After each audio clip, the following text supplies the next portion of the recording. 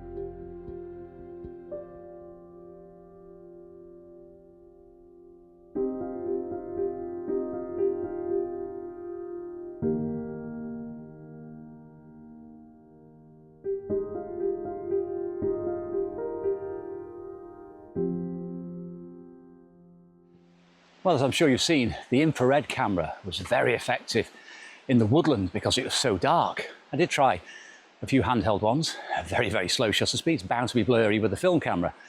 But the infrared cranked it up to 400. You only need f4 to get everything in focus. And the colours, sorry, the glow from the infrared black and white is fantastic. Well, much to my surprise, it was the infrared camera which was the star of the day. When I was shooting with the conventional black and white Nikon with Delta 400, I thought the images were going to be quite strong and graphic, but I was very surprised at how well the infrared came out with the moody skies. It took a bit of processing, but as you can see here, the effect is very dramatic. And yes, it's not natural, but neither's black and white. I've said it many times before.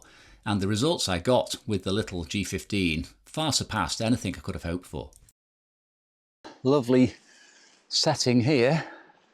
Derelict old farm building. But what can I do with it? Traditional black and white could work, but I've got to get a good angle on it, and I might be better off with infrared really with this tree. So just get a little bit of height. I love this gate, by the way. I photographed this before. It's not a gate actually, it's just a tiny, tiny weeny bit of fence, but fantastic. Look. I don't know. Well, I didn't take one with the film camera there because film's expensive.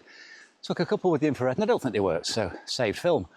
But on that point in general, shooting film alongside digital, there are many advantages because digital doesn't cost once you've had the initial outlay of the camera and the batteries and the memory cards. Film does, and also film takes me time to process. On many trips I shoot about 2 rolls of 35mm film, which is excessive. And a lot of the shots aren't very good. And when I get to a really good point, I maybe shoot a dozen or more. And that's what I'm hoping for today, higher up on the hills. So I've only shot about 5 with the film camera this morning, and that's more than enough, to be honest. Indeed, I've been asked on a number of occasions how I judge the number of rolls to take with me, and the answer is I don't really know. I prefer to shoot 1 roll, but if I go into the second roll, so be it. Well, I've come up this ridiculously windy mountain to get a view of the mountains behind me, but they're obscured in cloud now. when I get to the top, it's going to be 50, 60 mile an hour winds. So just a few shots and then work along the ridge and get back down. But I really want those big shots of Cadair Idris in the distance.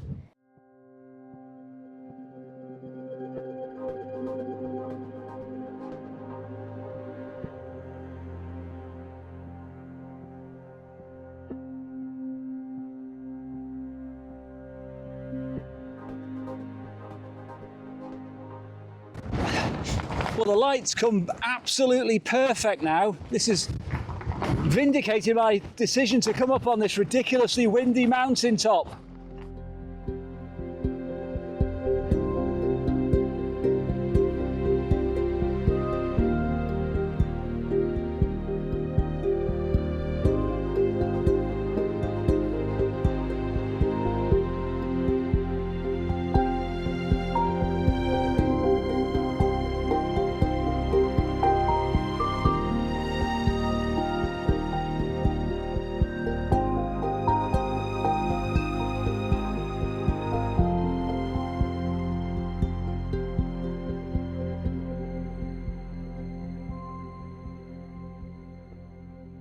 Well, I've not been able to speak to you for about 45 minutes due to the strength of the wind, but I think being up there and taking so many different shots, which I've edited well down, I'm not putting too many up for you, really bears out that earlier statement I made about saving film for when it's best, shooting it quite liberally when the scene's good, and not bothering with it when it's bad. Well, no prizes for guessing at this point that I was much preferring the infrared camera. I could even see that on the back of the LCD, and I could see how punchy they were.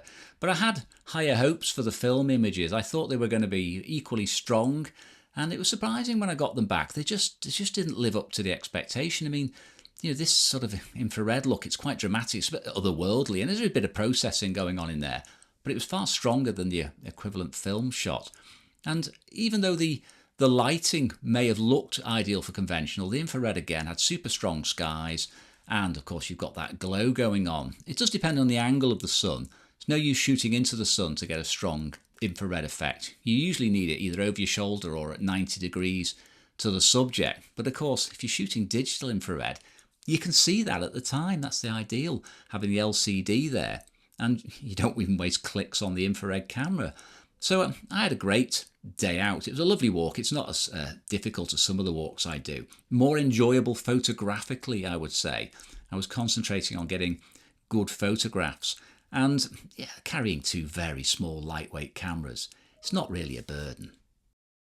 Well, only a couple of miles back now, and then I'm going to get really controversial by choosing my ice cream, which I know caused lots of issues last time I was here.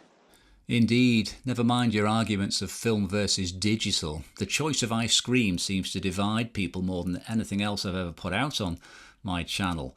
But, you know, I like what I like, and I turned up at the lovely little ice cream shack, and it's no surprise that I went straight for the Bounty. Yes, it's the coconut flavour again. Like it or loathe it, it's my favourite, so just get over it.